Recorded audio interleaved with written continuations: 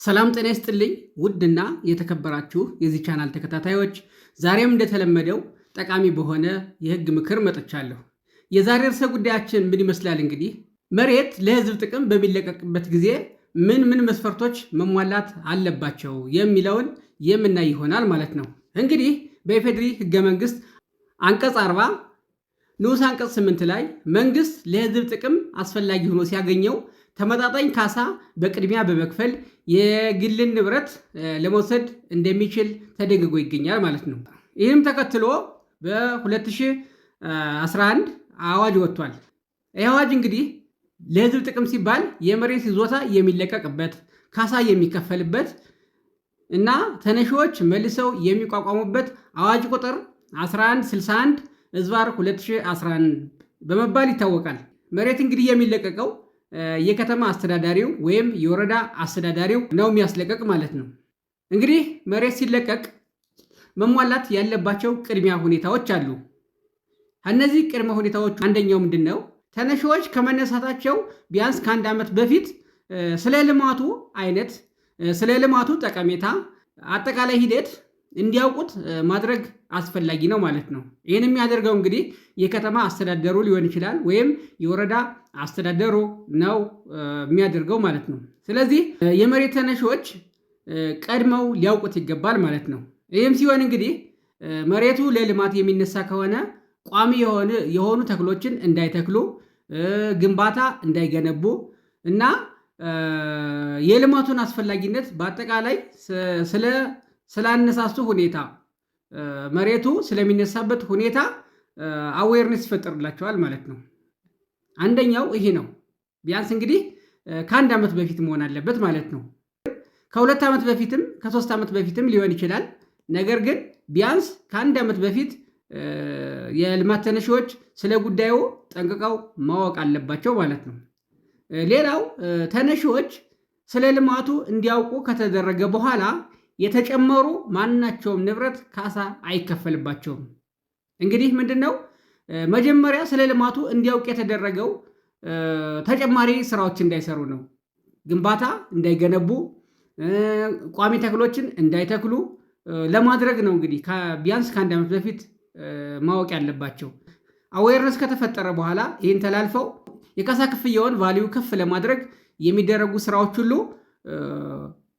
ተቀባይነት የላቸውም ማለት ነው። ስለዚህ በልማት እንደሚነሱ ካወቁ በኋላ ስልጠና ከተሰጣቸው በኋላ ማለት ነው የሚሰሩ ስራዎች ተቀባይነት የላቸውም ማለት ነው።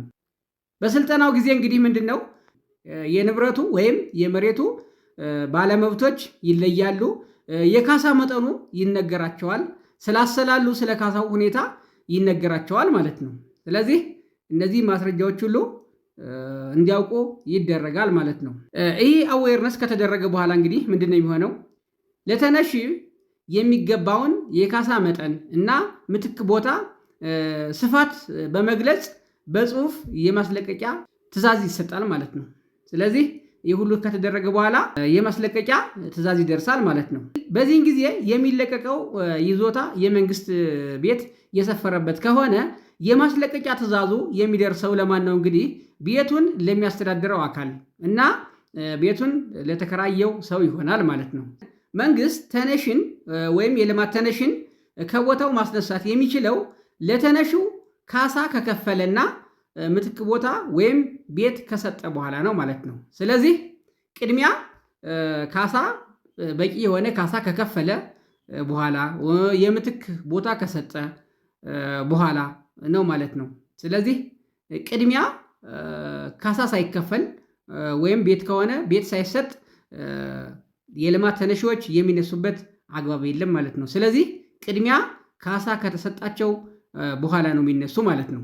ይህ እንግዲህ በአዋጅ ቁጥር 1161 ዝባር 2011 አንቀጽ 8 ንዑስ አንቀጽ 1 ላይ በግልጽ ተደንግጎ ይገኛል ማለት ነው።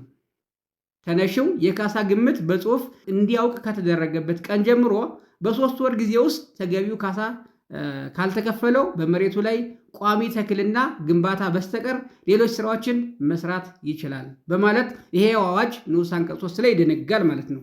ስለዚህ በ3 ወር ጊዜ ውስጥ ካሳ ሊከፈለው ይገባል ማለት ነው።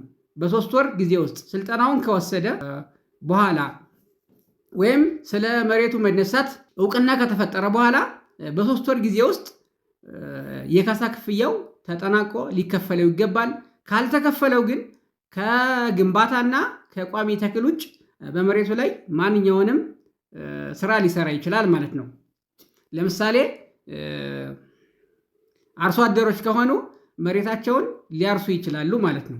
በዚህን ጊዜ በ3 ወር ጊዜ ውስጥ ካሳው ሳይከፈለው በመቅረቱ በመሬቱ ላይ የተለያዩ ስራዎችን ሰርቶ ከተገኘና ይህም የመሬቱን ቫልዩ ከፍ አድርጎት ከሆነ ለዚህ ቫልዩ ለተጨመረበት ካሳ እንዲከፈለው ይደረጋል ማለት ነው። እንግዲህ በመጀመሪያ ምንድነው በትክክለኛው ጊዜ መሬቱ እንደሚነሳ ስልጠና ከተሰጠ ወይም እውቅና ከተፈጠረ በኋላ ለሚሰሩ ስራዎች ካሳ እንደማይከፈል ተነጋግረን ነበር። ነገር ግን ይህ ካሳ ከ3 ወር የበለጠ ከዘገየና የልማት ተነሺዎችም በመዘግየቱ ምክንያት ከቋሚ ተክልና ከግንባታ ውጭ በመሬቱ ላይ ለሚጨምሩት ቫልዩ ካሳ ይከፈላቸዋል ማለት ነው። ስለዚህ የካሳ መጠኑ ከፍ ይላል ማለት ነው። ይህ እንግዲህ የመንግስት ድክመት ስለሆነ በ3 ወር ጊዜ ውስጥ መክፈል ነበረበት። በ3 ወር ጊዜ ውስጥ ስላልከፈለ ስራዎች ተሰርተው ከሆነ ለነዚህ ለተሰሩት ስራዎች ካሳ ታስቦ ይሰጣል ማለት ነው። ስለዚህ የካሳ ግምቱ ከፍ ሊል ይችላል ማለት ነው። ይህ ከተደረገ በኋላ ምንድነው እንግዲህ የማስለቀቂያ ትዕዛዝ የደረሰው ባለይዞታ ትዕዛዙ በደረሰው በ30 ቀናት ውስጥ ካሳና የምትክ ቦታ ወይም ቤት መውሰድ ግዴታ አለበት ማለት ነው። ስለዚህ መንግስት እንዲወስድ ካሳውን እንዲወስድ፣ ቤት ከሆነ ቤቱን እንዲወስድ በሚያወጣው ስኬጁል መሰረት ካሳውን የመቀበል ቤት ከሆነም ቤቱን የመቀበል ግዴታ አለበት ማለት ነው። በ30 ቀን ውስጥ ነው የሚያደርገው። ነገር ግን የማስለቀቂያ ትዕዛዝ የደረሰው ባለይዞታ በተቀመጠው ጊዜ ገደብ ውስጥ የካሳ ክፍያውን ካልወሰደ በከተማው ወይም በወረዳው አስተዳደር ስም በሚከፈት ዝግ የባንክ አካውንት እንዲቀመጥለት ይደረጋል ማለት ነው። ስለዚህ በ30 ቀን ውስጥ እንዲወስድ ሲደረግ አልወስድም ካለ ምን ይሆናል ማለት ነው? የካሳ ክፍያው በከተማው ወይም በወረዳው አስተዳደር ስም በሚከፈት ዝግ አካውንት ይቀመጥለታል ማለት ነው። ስለዚህ በዝግ አካውንት ይቀመጥና ከተቀመጠለት በኋላ መሬቱ ለአገልግሎት ይውላል ማለት ነው። ነገር ግን በህገወጥ መንገድ በተያዘ ቦታ ላይ ለሰፈረ ንብረት ካሳ መክፈል ሳያስፈልግ ለ30 ቀናት የሚቆይ የጽሑፍ ማስጠንቀቂያ በመስጠት ወይም በቦታው በሰፈረው ንብረት ላይ በመለጠፍ እንዲለቅ ይደረጋል ማለት ነው። ስለዚህ በህገወጥ መንገድ በተያዘ ቦታ ላይ ካሳ አይከፈልም ማለት ነው። ስለዚህ በህገወጥ መንገድ ቦታ የያዘ ሰው ካለ ካሳ አይከፈለውም። ነገር ግን እንዲለቅ ማስጠንቀቂያ ይሰጠዋል። ይህም ማስጠንቀቂያ እንግዲህ ለ30 ቀናት ብቻ የሚቆይ ይሆናል ማለት ነው። ስለዚህ ካሳ ሳያስፈልግ እንዲለቅ ይደረጋል ማለት ነው። እንግዲህ ሁሉ ከተደረገ በኋላ የማስለቀቂያ ትዕዛዝ የደረሰው ባለይዞታ ወይም ባለንብረት በተጠቀሰው የጊዜ ገደብ ውስጥ ያለበቂ ምክንያት መሬቱን ካላስረከበ ምን ይሆናል? የከተማ ወይም የወረዳ አስተዳደሩ መሬቱን በራሱ ይረከባል ማለት ነው።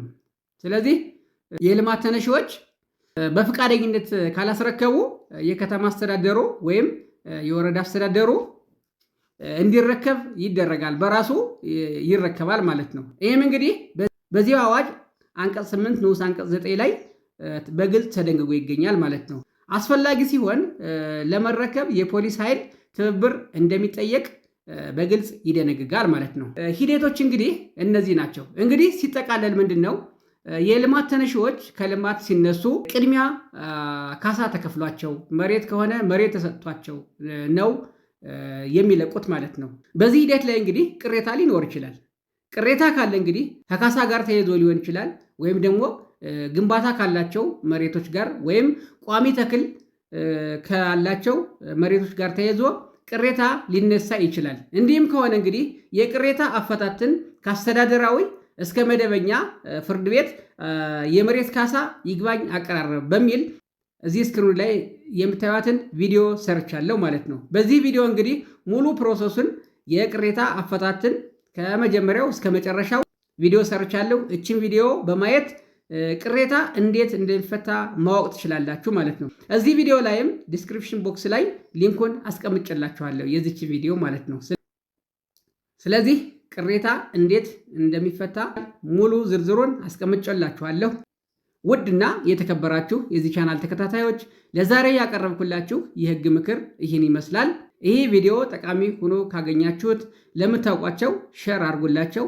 በሌላ ቪዲዮ እስከምንገናኝ ሰላም ሁኑ።